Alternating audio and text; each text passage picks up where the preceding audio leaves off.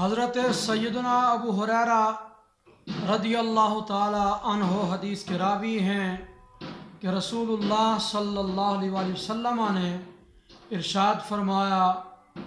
کہ جو شخص دنیا میں اپنے کسی بھی مومن بھائی کی غیبت کرتا ہے، کل قیامت کا دن ہوگا، اس کے سامنے مردہ بھائی کا گوشت رکھا جائے گا اور کہا جائے گا کہ دنیا میں تو اپنے زندہ بھائی کا گوشت کھاتا تھا، اس کی غیبت کرتا تھا، آج تو اسی کا مردہ گوشت کھا لے، پھر وہ اس مردہ گوشت کو کھائے گا۔ اس کے بعد سیدنا ابو ہریرہ رضی اللہ تعالیٰ عنہ نے فرمایا کہ نبی پاک علیہ السلام نے یہ آیت کریمہ پڑھی، ایحب احدکم ان یاکل لحم